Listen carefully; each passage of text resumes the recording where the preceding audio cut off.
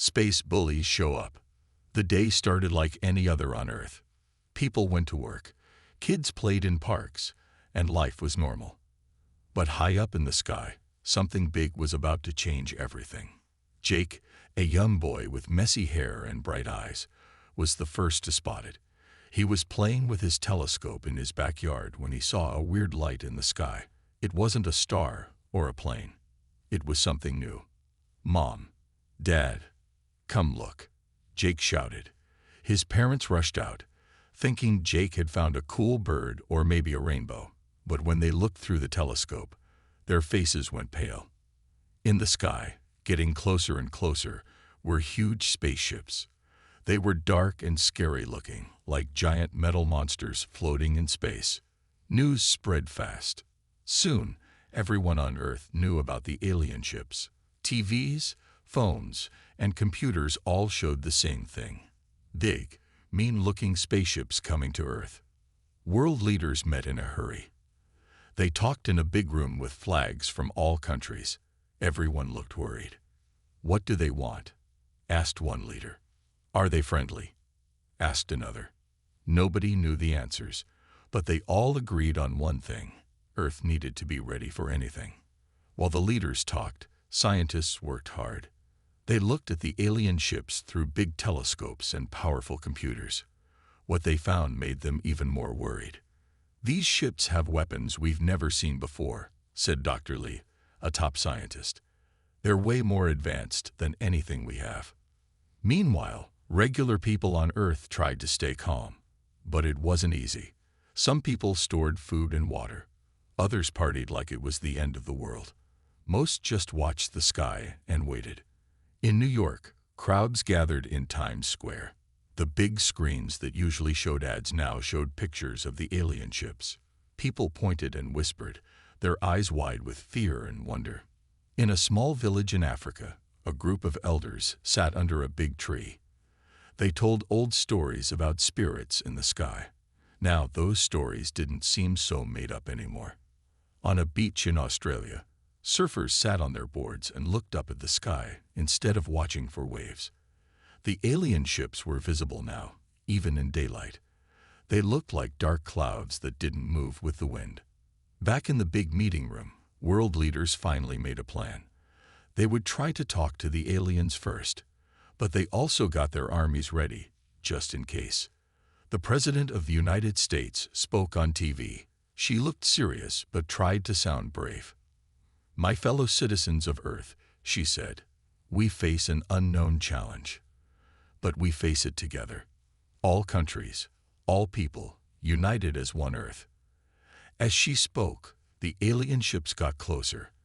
They were so close now that they covered part of the sun, making it look like an early sunset. Then something new happened. The biggest alien ship sent out a message. It wasn't in any Earth language. It sounded like weird beeps and growls. But smart computers worked fast to understand it. When they did, everyone's worst fears came true. The message said, "Earthlings, surrender your planet. Resist and be destroyed." The aliens weren't friendly visitors. They were bullies from space, coming to take Earth. People everywhere were scared, but they were also angry. Earth was their home. They wouldn't give it up without a fight. In secret labs, scientists worked even harder. They had been making new weapons, just in case. Now, they knew they would need them. One scientist, Dr. Maria Rodriguez, had an idea. It was risky and maybe a bit crazy, but it might be Earth's only hope. "We can't match their technology," she told the world leaders. "But we have something they don't expect: human creativity and courage." As the alien ships came closer, Earth got ready. It wasn't just soldiers who prepared to fight. Everyone did their part. Kids made plans to protect their homes. Doctors got ready to help people. Even retired folks offered to help however they could. The whole Earth became one team, ready to face the space bullies. As the sun set on that first day, nobody knew what would happen next. But they knew one thing for sure: Earth wouldn't go down without a fight. The space bullies had showed up, but they had no idea what humans could do when they worked together. Earth's cool new toy. While the alien ships hung in the sky like dark clouds, something exciting was happening deep underground. In a secret lab, hidden from the world, a team of the smartest scientists on Earth was working on a special project. Dr. Maria Rodriguez, the scientist with the crazy idea, led the team. She was small but full of energy. Her wild curly hair always looked messy, like she forgot to comb it because she was too busy thinking. "Okay, team," she said, clapping her hands. "We don't have much time. Let's check our progress." The lab was full of blinking lights and humming machines. In the middle was a table with something small on it. It didn't look like much, just a shiny metal box about the size of a lunchbox. But this wasn't any ordinary box. It was Earth's secret weapon, the cool new toy that might save the planet. Dr. Chen, a tall man with thick glasses, stepped forward. "The energy core is stable," he said. "It's putting out more power than 1,000 nuclear plants, but it fits in the palm of your hand." Everyone in the room let out a big breath. They had been worried the tiny power source might blow up. Next, Dr. Aisha walked up. She was young, just out of college, but super smart. "The AI is learning fast," she said. "It can now think faster than all the computers on Earth put together." Dr. Rodriguez nodded, her eyes shining with excitement. "And the shrink ray?" This time, a short, round man named Dr. Patil answered. "It works," he said, grinning. "We tested it on a tank, shrunk it down to the size of a toy car, and then brought it back to full size. No damage at all." The team cheered. Their cool new toy was actually 3 amazing inventions in one: a super powerful battery, a super smart computer, and a shrink ray. But they weren't done yet. They still had to put it all together and make it work. As the scientists worked, they watched news about the aliens on a big screen. The space bullies were getting meaner. They had started zapping things on Earth with weird light beams. The beams didn't kill anyone, but they made everything stop working. Cars, phones, even toasters, nothing electrical worked after getting zapped. People were scared, but the scientists worked harder. They knew their cool new toy might be the only thing that could stop the aliens. Days passed. The scientists hardly slept. They drank lots of coffee and worked all the time. Sometimes they got frustrated and argued, but they always made up and kept working. Finally, after a week of hard work, Dr. Rodriguez called everyone together. "It's time," she said. "Let's test it." They all held their breath as Dr. Rodriguez picked up the shiny metal box. It hummed softly in her hands. She pointed it at an old car they had brought into the lab. She pressed a button. A beam of blue light shot out and hit the car. For a second, nothing happened. Then, slowly, the car started to shrink. It got smaller and smaller until it was no bigger than a matchbox. "It works," someone shouted. Everyone cheered and hugged each other. But Dr. Rodriguez wasn't done. She pressed another button. The tiny car started to grow again. Soon, it was back to its normal size. The team checked the car carefully. It was perfectly fine. The engine even started on the first try. "We did it," Dr. Rodriguez said, her voice filled with awe. "We really did it." Just then, a loud alarm started blaring. Red lights flashed all over the lab. Dr. Chen ran to a computer. His face went pale. "The aliens," he said. "They've started attacking cities." The scientists looked at each other. Their celebrations stopped. Now, it was time for the real test. Dr. Rodriguez carefully put the cool new toy into a special case. "I need to get this to the military right away," she said.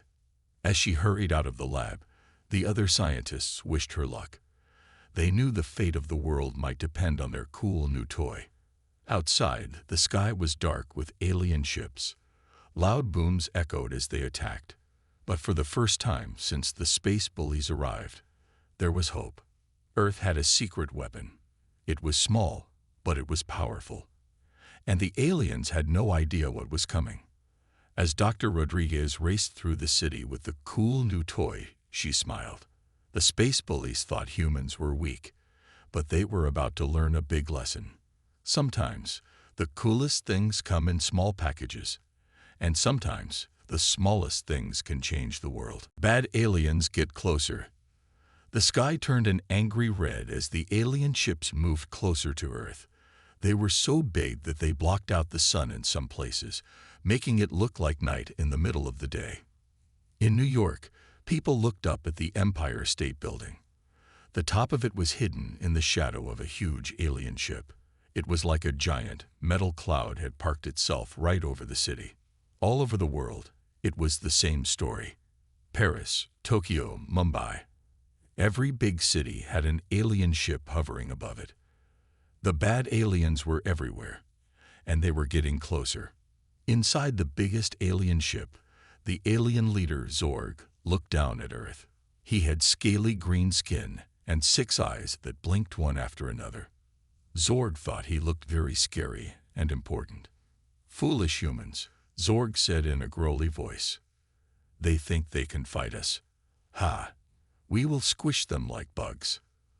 Zorg's helpers, smaller aliens with only 4 eyes, nodded and made happy noises. They thought Zorg was very smart and brave. But Zorg had a secret. He was actually pretty scared of humans. He had heard stories about how tough and tricky humans could be. That's why he brought so many ships and weapons. He wanted to make sure he would win. Back on Earth, world leaders were meeting again. This time, they met in a secret underground room. They didn't want the aliens to see them. The President of the United States stood up to speak. She looked tired, but her voice was strong. "The aliens have given us a choice," she said. "They say we can surrender, or they'll attack. They want an answer in 1 hour." The room got very quiet. Everyone looked worried. Then, an old man with a long white beard stood up. He was the president of a small country, but he had a big voice. "We will not surrender," he shouted. "Earth is our home. We will fight." Other leaders started to nod and agree. Soon, they were all shouting, "We will fight. We will fight." The U.S. president smiled. "Then it's decided," she said. "We fight." She pressed a button, and a big screen turned on. Dr. Maria Rodriguez appeared on it, looking excited. "Madam President," Dr. Rodriguez said, "our secret weapon is ready. We call it the Minimizer." The president nodded. "Good," she said. "Get it to our troops right away." As the leaders made plans, regular people all over Earth got ready too. In a small town in Texas, a group of cowboys saddled up their horses. They might not have spaceships, but they knew how to round up trouble. In a village in Africa, old elephant hunters got out their spears. They had taken down big, tough animals before. Aliens couldn't be that different, right?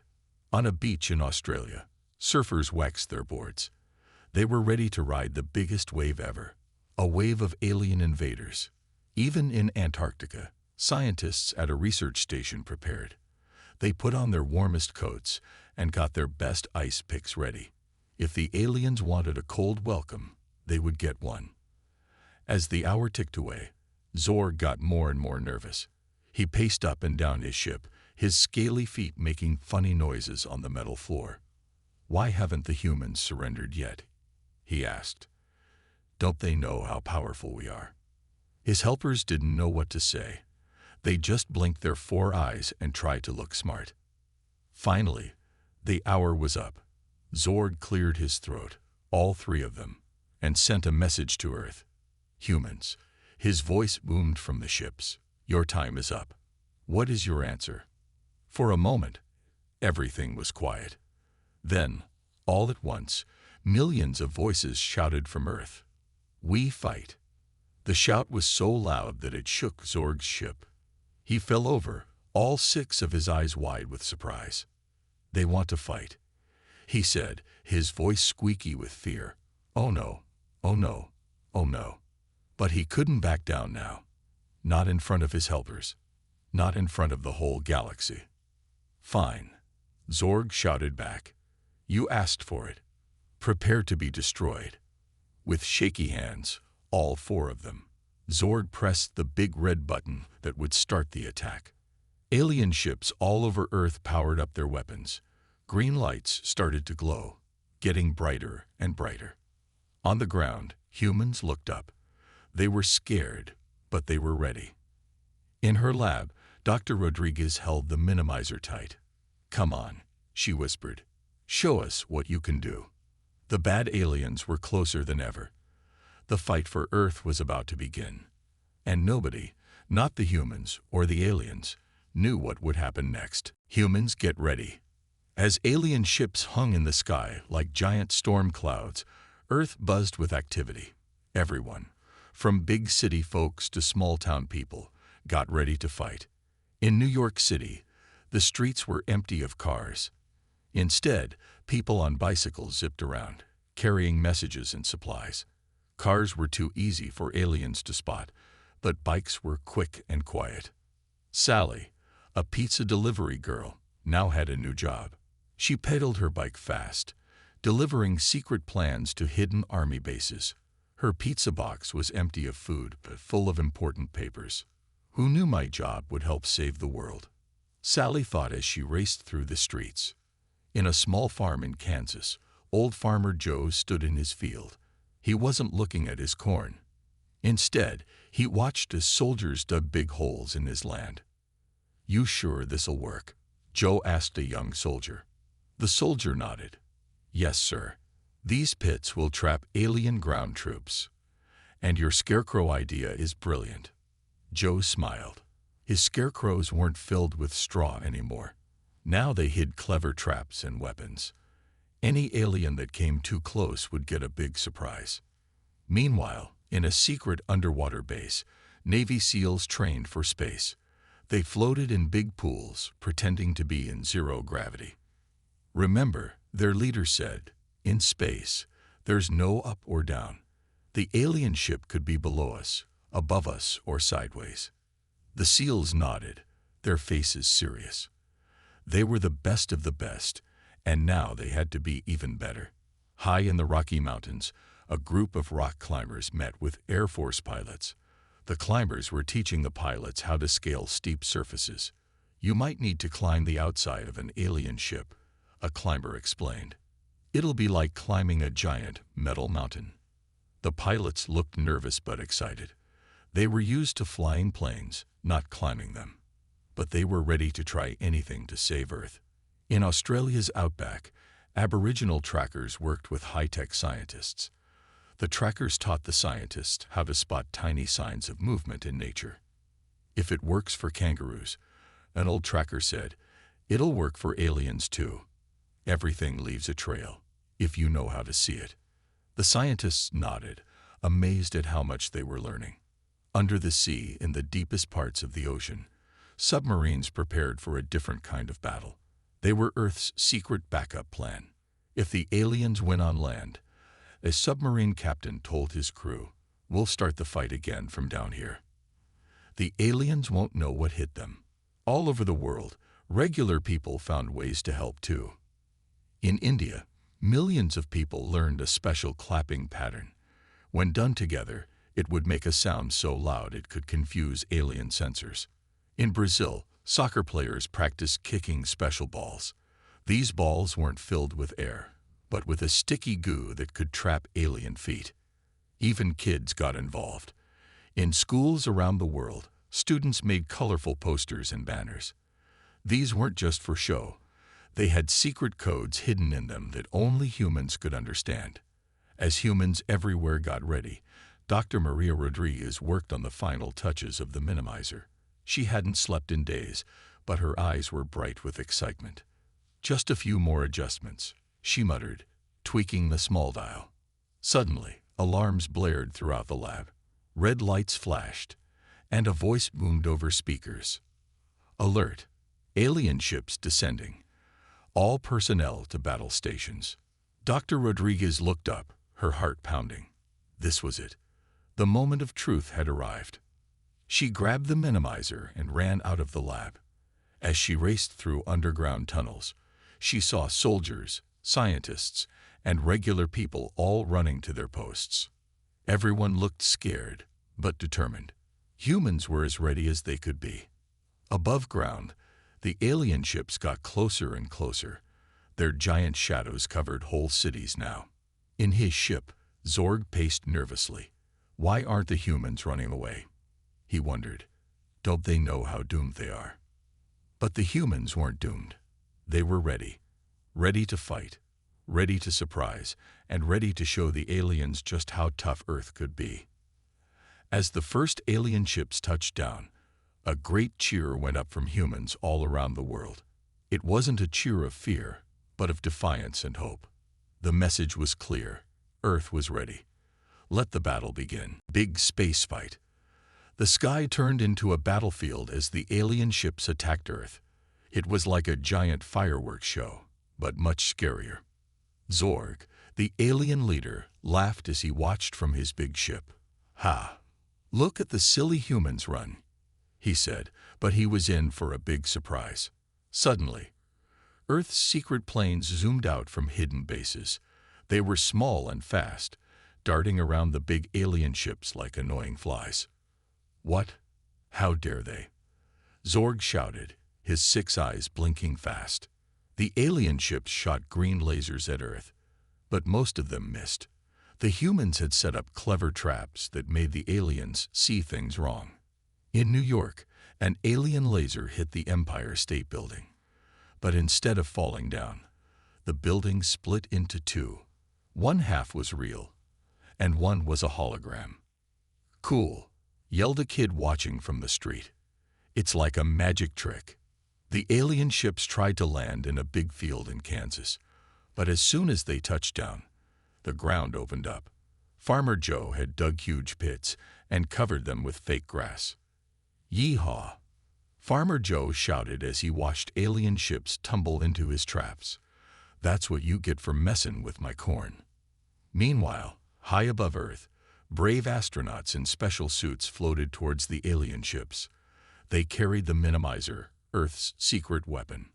Remember the plan, the lead astronaut said. Get in, use the Minimizer, and get out fast. They sneaked into a small door on a big alien ship. Inside, they found themselves in a room full of weird, blinking lights.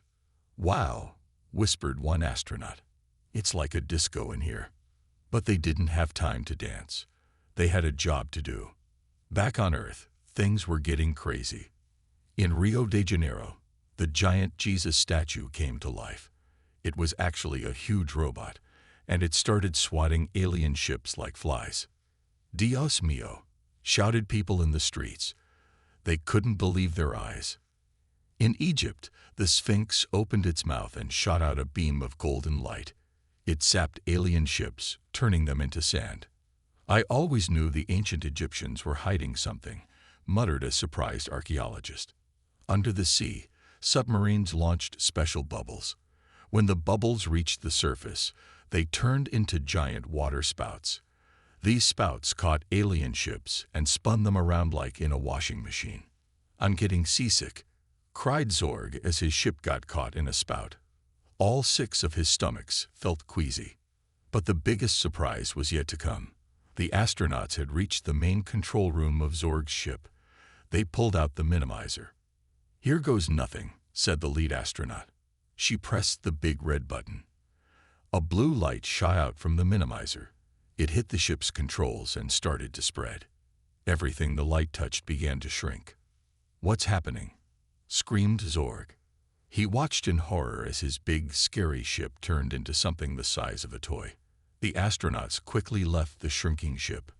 As they floated back to Earth, they saw the same thing happening to other alien ships. All around the world, people cheered as they watched huge alien ships turn into tiny toys. Kids ran out with butterfly nets to catch the miniature spaceships as they fell from the sky. Look, Mom, shouted a little girl in Tokyo. I caught an alien ship.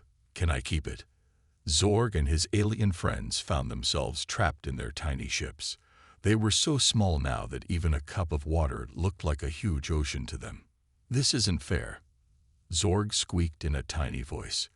"We're supposed to be the big, scary aliens." But the humans weren't listening. They were too busy celebrating their victory.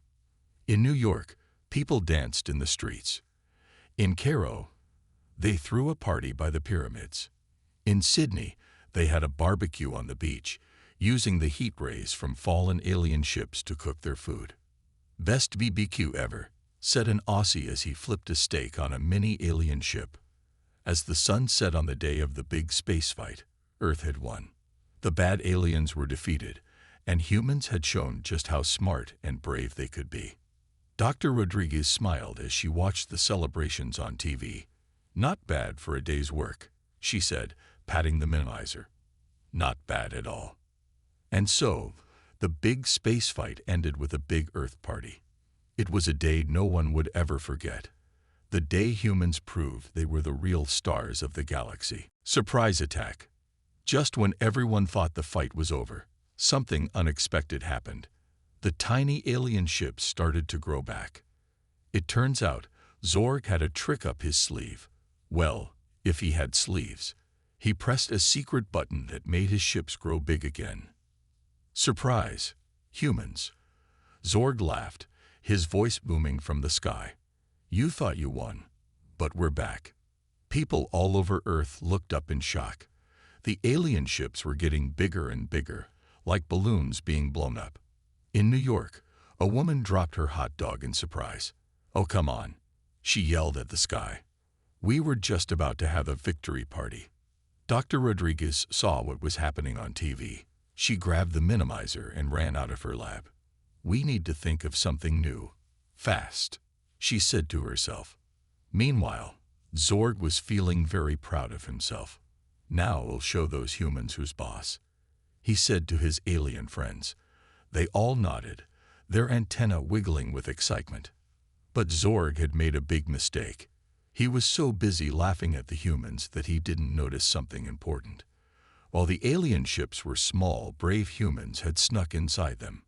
In Zorg's own ship, a group of kids who had been playing with the toy spaceship suddenly found themselves growing along with it. They were inside the alien control room. "Whoa," said Tommy, a 10-year-old boy with freckles. "This is just like my video games." His friend Sarah looked around with wide eyes. "What do we do now?" she asked. Tommy grinned. "We play, of course." The kids started pressing buttons and pulling levers. They had no idea what they were doing, but they were having fun. Outside, Zorg's ship started doing weird things. It spun in circles, flew upside down, and even did a loop-the-loop. "What's going on?" Zorg yelled as he fell out of his commander's chair. "Who's driving this thing?" All over the world, the same thing was happening. People who had picked up the tiny spaceships as souvenirs were now inside them, causing chaos for the aliens. In Paris, a chef found himself in an alien kitchen. He started mixing weird alien ingredients, creating smells that made the aliens faint. In Rio, a group of samba dancers turned the alien ship's control room into a dance floor. The ship started moving to the beat, shaking all the aliens around. And in Tokyo, a sumo wrestler accidentally sat on the ship's main control panel. The whole ship tilted to one side. Zorg was furious. "Stop this madness," he shouted, but nobody was listening to him anymore. Back on Earth, Dr. Rodriguez had an idea. She called the world's leaders. "We need to use the minimizer again," she said. "But this time, let's make it bigger." The leaders agreed. They gathered all the scientists and engineers they could find. Together, they started building a giant version of the minimizer. They worked fast, using parts from cars, computers, and even kitchen appliances. It wasn't pretty, but it just might work. As the humans built their new weapon, the aliens tried to attack again, but their ships were so messed up that nothing worked right. They tried to shoot lasers, but bubbles came out instead. They tried to use their scary alien roar, but it sounded like a squeaky toy. People weren't scared anymore. They were laughing. Finally, the giant minimizer was ready. It was as big as a house and looked like a crazy mix of a satellite dish, a disco ball, and a blender. "I hope this works," Dr. Rodriguez said as she pressed the big red button. A huge beam of blue light shot out from the giant minimizer. It hit the alien ships, and this time, the effect was even stronger. The ships didn't just shrink. They started to fold up like paper airplanes. Zorg watched in horror as his mighty fleet turned into a bunch of origami toys. "Not again," he cried. The humans inside the ships quickly jumped out as the ships folded up. They landed safely on giant trampolines that had been set up all over the world. As the last ship folded up, a great cheer went up from every corner of Earth. The aliens were defeated, for real this time. Zorg and his alien friends found themselves trapped in paper spaceships. They were so small now that even a puddle looked like an ocean to them. "This is so embarrassing," Zorg said in a tiny, squeaky voice. "Let's get out of here before anyone sees us." And with that, the aliens flew away in their origami ships, never to be seen again. Earth had won, thanks to brave kids, quick-thinking adults, and one very special, very big surprise attack. As night fell, the biggest party in Earth's history began. And the best part, everyone had a cute little origami spaceship as a souvenir. Earth wins big time. The sun rose on a new day for Earth. The sky was clear, with no scary alien ships in sight, just fluffy white clouds and bright blue skies. People came out of their homes, blinking in the sunlight. They looked around, wondering if it was really over. In New York, a hot dog vendor set up his cart again. "Hey, we're still here," he shouted happily. "Who wants a victory hot dog?" All over the world, people started to celebrate. The party that began last night just kept going. In Paris, the Eiffel Tower lit up with bright colors. It looked like a giant disco ball. People danced in the streets below. "Vive la Terre," they shouted, which means "Long live Earth." In Tokyo, people made a giant origami statue of Godzilla stomping on a tiny paper alien ship. Kids climbed all over it, laughing and playing. And in Rio, the big Jesus statue had a new accessory, a shiny medal around its neck for Best Alien Fighting Robot. But the biggest surprise was yet to come. Dr. Rodriguez, the scientist who made the minimizer, got a call from NASA. "You need to see this," they told her. She rushed to their base. On a big screen, she saw something amazing. Spaceships were coming to Earth. But these weren't scary alien ships. They were friendly aliens. "Hello, Earth," said a kind voice from the ships. "We saw how you handled those bullies. Nice job. Can we be friends?" The friendly aliens looked like giant, cuddly teddy bears. They had fur in all colors of the rainbow and big, smiling eyes. Earth's leaders quickly met to talk about this. Should they trust these new aliens? "Well," said the President of the United States, "they did say please. That's a good start." So Earth decided to welcome the friendly aliens. And boy, did they know how to party. The alien teddy bears joined in the celebrations all over the world. They were especially good at dance contests and hugging. In London, a blue furry alien won a tea-drinking contest. "Jolly good," it said in a perfect British accent. In Australia, a purple alien learned to surf. It rode the waves on its round, fluffy belly, making a big splash. And in Canada, a group of red aliens joined a hockey team. They were really good at the game, using their long, fluffy tails to handle the puck. But the friendly aliens didn't just come to party. They also brought gifts. They gave Earth new technology that cleaned up pollution in no time. Soon, the air was fresher than ever before.